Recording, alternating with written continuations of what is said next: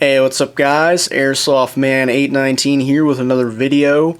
I'm currently 17 and 2/3, I guess. I don't know. I'll be turning 18 in June, and it's currently late April, so I'll be 18 pretty soon. And basically, the gaming generations I grew up with personally have been pretty much the fourth generation on. The first game system I ever played was the Super Nintendo, but I was really young. The games I really played a lot were the sixth generation of consoles, PlayStation 2, GameCube, and Xbox. Not really the GameCube as much, but the PS2 and Xbox. And ever since the Xbox has been released, I've always preferred Xbox over Sony for pretty much one reason. The controller. I've always found Xbox controllers to be superior as far as build quality and ergonomics is concerned. A lot of people will argue with me, and that's fine. You're entitled to your own opinion. But I found Xbox controllers to be more comfortable, more durable, and just overall better than Sony controllers. And I should know, I owned a PS2 for 5 years. I owned an Xbox for 5 years. I've owned a PS3. I've owned a, what else? I think I've owned all three PlayStations, 1, 2, and 3. I've owned both Xboxes for many years. And I've just played so much on both consoles, I should be able to, for most, you know what I mean, for the most part, I should be able to judge both controllers because I've used them both enough to know. And I still find myself preferring the Xbox controller, whether it's the original Xbox or the 360. For two reasons. They're more ergonomic and they're tougher. When the original Xbox was released, we did not have this. We had this right here. This is the original Xbox controller. And it suffered from a few different problems. For one, it's big as hell. It's one of the biggest controllers I've ever used, other than the Wii U controller, which has a freaking, touchscreen on it. This is just a regular controller, and it's huge. It's bigger than anything else I could think of. It's bigger than the Dreamcast controller, bigger than the Atari Jaguar controller, definitely bigger than the PS2 controller. It's pretty much bigger than all of the controllers from its generation. And a lot of people complained about that, but a lot of the complaints weren't about the controller size. It was about the button placement. The button placement's fine, it's just they're really closely bunched together. You can actually hit all four of them with one thumb. And this logo right here is really reflective, and if it reflects right, it'll reflect a beam of light into your eye and blind you while you're trying to play the game. A lot of people complained about that. I don't remember exactly how long they made this controller. I think for about the first year the Xbox was on the market, give or take. And in 2002 or 2003, I can't remember, they released the redesigned Xbox Controller S, which this controller is the subject of my review today. The larger one you just saw, I already have a review of that if you want to see that. But they did a few different design changes on the Controller S. Some of them I like and some of them I don't like. Primarily there's only one design change they made that I didn't like, and that is the placement of the start and black and white buttons.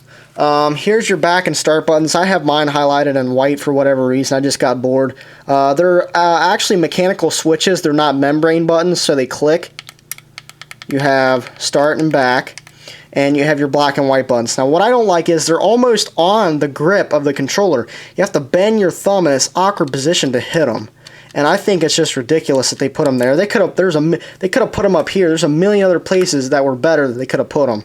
But they're right here on the grips. As a comparison, on the original Xbox controller, the back and start buttons are down here, which they actually went back to the back and start in the middle when they redesigned the controller for the Xbox 360. And the black and white buttons are conveniently located right up here, and you can actually reach them pretty easily. But when they redesigned the Controller S, for whatever reason, they decided to put the buttons on the grips. But they're not that bad. You can still reach them, but it's just a little bit more awkward.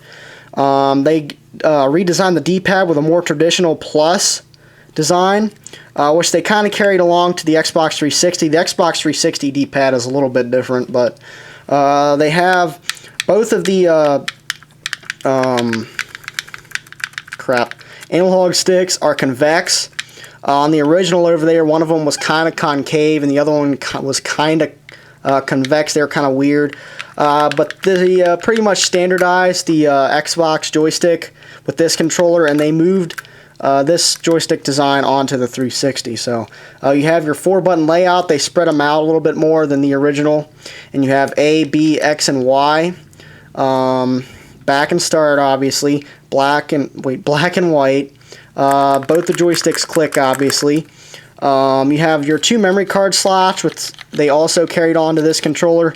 Memory cards for the original Xbox were not very popular because the damn thing had an 8GB hard drive built in. What the hell did you need memory cards for? They actually were trying to eliminate memory cards with the Xbox, but they still included memory card slots on the controllers. I guess they were trying to use them more for expansions or something, but not really too many peripherals came out for these slots.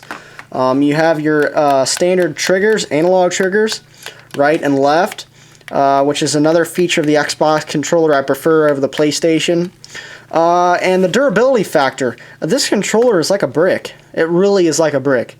It's more comfortable to hold than a brick, but it's tough as a brick. You can twist this thing in your hands. It will not make a sound. You can push on it, shake it around. It doesn't make a noise. It's just like a brick, and it's nice and heavy.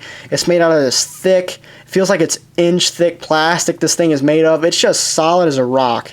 It really is, and I've never had one of these break, ever.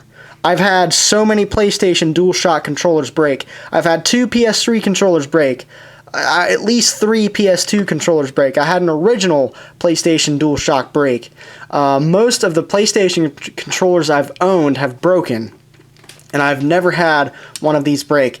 The main reason the PlayStation controllers break is because they have plastic frames on the inside. If you can draw a picture of this in your mind, on the inside of the PlayStation controller, basically there's a small driver board, a plastic printed button sensor on top of that, and underneath it somewhere is the board. And encased in all of this is a plastic chassis that also holds the rumble motors. And the plastic chassis inside of the PlayStation controller is like paper. I mean, if you sneeze on it the wrong way, it will break.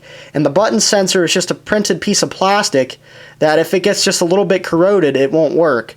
The Xbox uses standard button sensors that almost every other damn controller ever made uses, which is much more durable. And all the buttons on the Xbox controller are membrane based, except for the back and start, which are mechanical switches. The D-pad works fairly well. It's similar to that of the Xbox 360, but it's a little bit more responsive. This controller is very similar to the Xbox 360. The layout is somewhat similar, and if you've played an Xbox 360 any amount of time, you should be able to adapt to this no problem. The analog sticks feel a lot like the 360.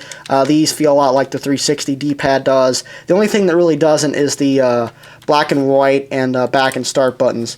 They give you 9 feet of wire, which is more than any generation period.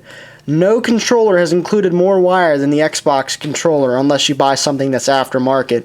9 feet of wire. And included with that is also the breakaway cable, which Xbox made popular. If you step on the cable by mistake while the controller's plugged in, the cable will automatically break off instead of ripping the whole, damn console off the shelf and breaking it or damaging the game that's inside of it, which Xbox is well known for messing up games. But this has been my review of the Xbox Controller S. This controller also had dual rumble support, just like the PS2 controller. Everyone says, oh my god, the PS2 controller rumbles more than anything. Not really. This controller rumbles just as much. So I do prefer Xbox over PlayStation when it comes to controllers. I'm not bashing PlayStation. Like I told you, I've owned all 3 systems. I like PlayStation. I just don't like PlayStation controllers. So this has been my review of the Xbox Controller S. Thanks for watching, guys.